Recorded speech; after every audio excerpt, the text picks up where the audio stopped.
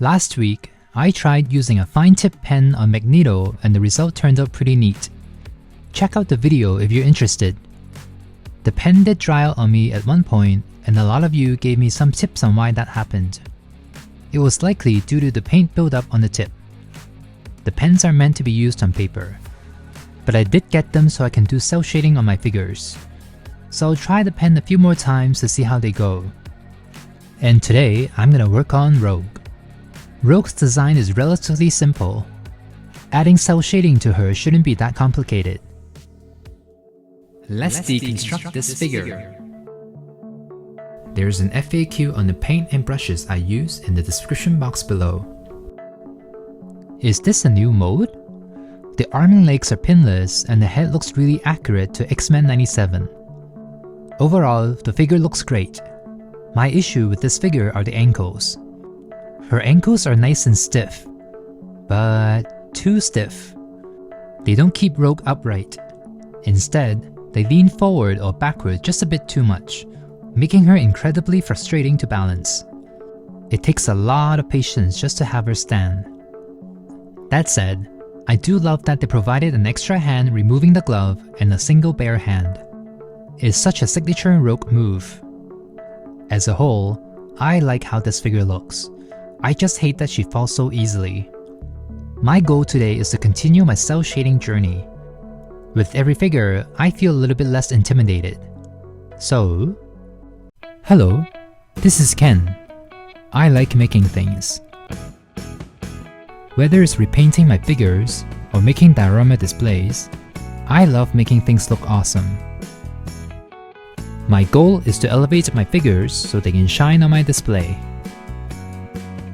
Join my DIY venture as I ask myself the same question every week.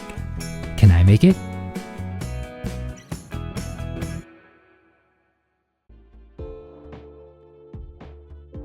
Let's start with the main green color. I don't know how to remove the jacket. I try pulling her arm out, but it feels like I'm breaking the joint. I don't love disassembling the figures because it either requires a lot of force or heat, and that may wreck the paint when I reassemble the figures after they're painted. So I'm gonna have to keep the jacket on. Back to the main green color. The color in the figure is quite vibrant, but when I look at reference images, it appears that they dulled down the green. It's a bit grayed out and not as neon, which is what I prefer actually. I love a good muted green.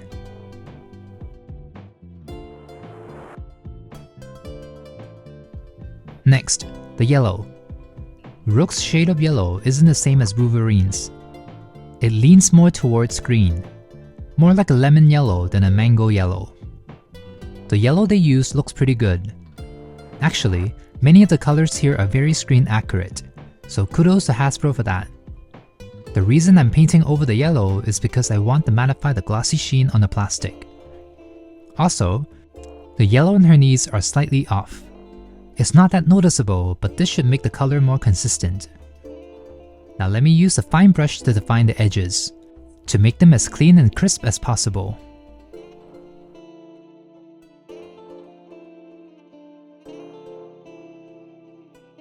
Alright, now let's work on the jacket. In the original 90s cartoon, her jacket is more of a greenish brown, but in X-Men 97, her jacket is now dark green. Oh, my green isn't dark enough. Let me try another green. Okay, that still doesn't look right. Let me try darkening it by mixing a bit of blue into it. Oh, okay. That is a lot closer to the color that's already on the jacket.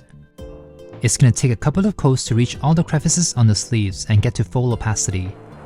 I want the color to look as flat as possible. No streaks, no patchiness.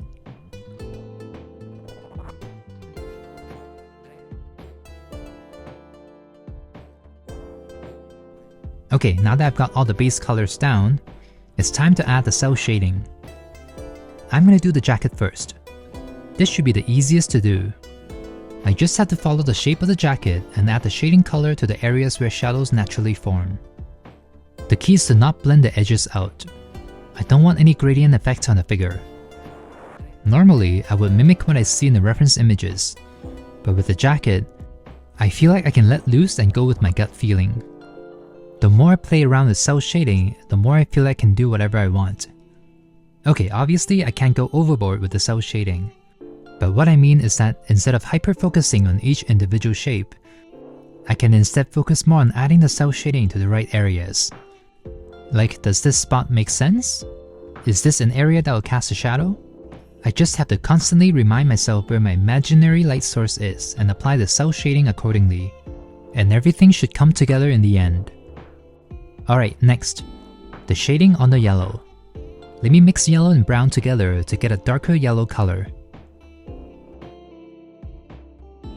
Oh, I don't like this. It's still too vibrant. The shading color should be duller. Let me try again. This time using a paler yellow and a bit of green.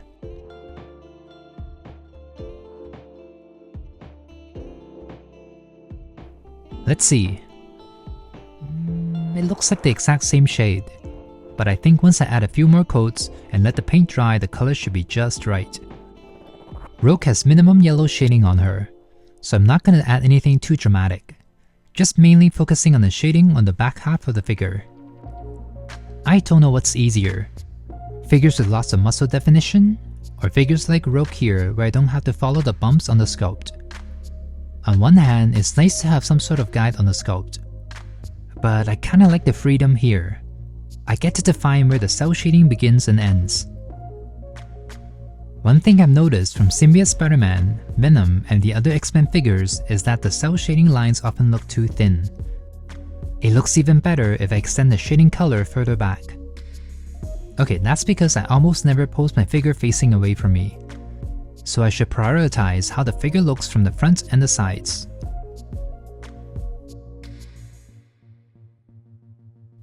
Alright, all there's left are the black lines on Rogue. It appears that they streamlined Rogue's design in X-Men 97. In the 90s cartoon, the black lines move depending on the angle and the movements, but it appears that they updated and simplified it. The black stripes don't shift as much, they just kinda go down the sides. I actually really like this approach.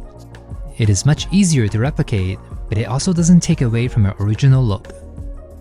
Oh, a lot of you informed me that the black lines on Magneto and Storm are meant to represent the metallic sheen. That makes a lot of sense. I can see it now.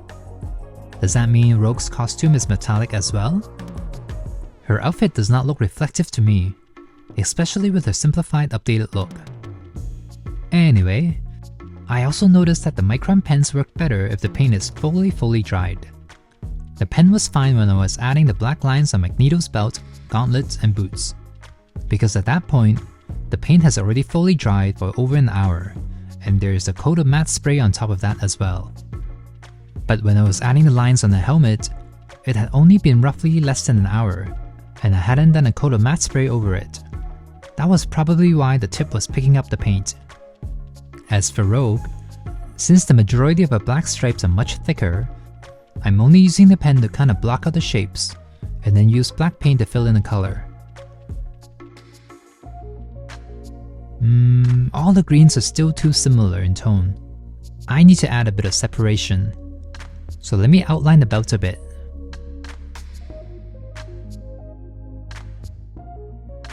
And while I'm at it, let me fill in the lines on the jacket as well.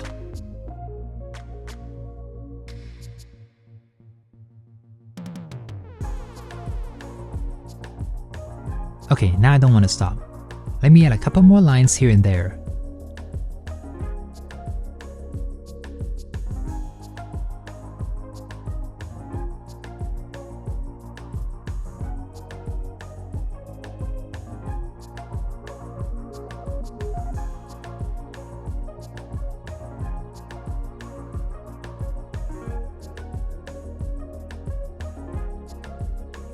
Alright, I'm gonna stop here. Let me seal everything with the matte spray.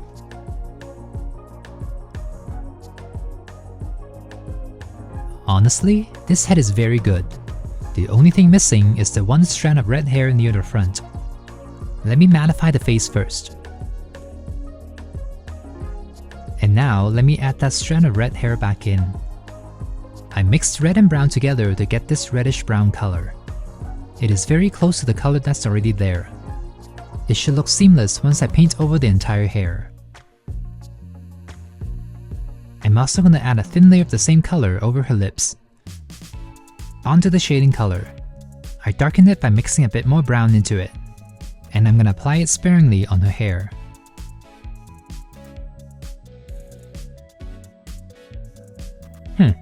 The cel shading effect isn't that obvious, so let me outline her hair too.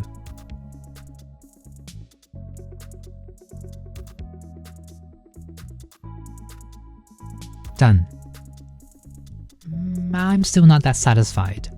It still looks a bit too plain. So let me try adding a bit more shading with a muted light blue color. Just a bit on the white hair, not too much.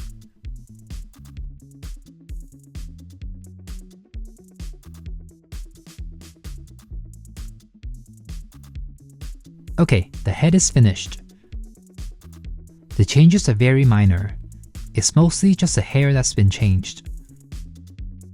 Let's put the head back on and do a final before and after.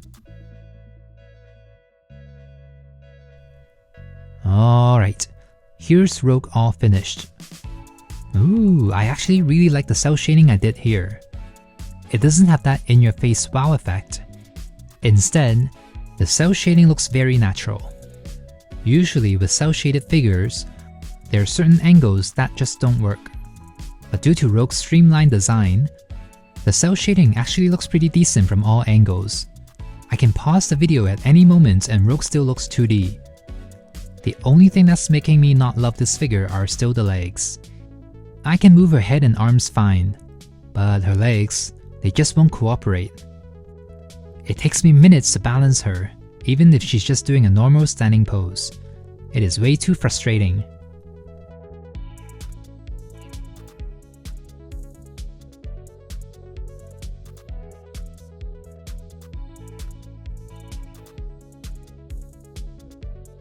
But that said, she does look awesome with the other X-Men. These cel-shaded figures look way better as a group than by themselves. I love how vibrant each character is. I can't wait till I assemble the rest of the X-Men. Alright, let's end this for the photoshoot.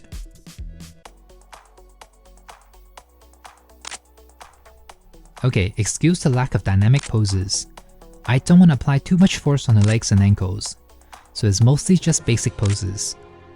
They did a wonderful job with the sculpt. She's quite photogenic. She would be really fun to play with if she were easier to balance. Look how cool she looks in flying poses. She has that effortless, confident vibe to her. Alright, I hope you enjoyed today's video. Do you have this figure? And do you like what I've done with the cel shading? Let me know down below. Give this video a like and subscribe to see more X-Men content like this. And as always, stay inspired and I'll see you next week. I can make it, so can you.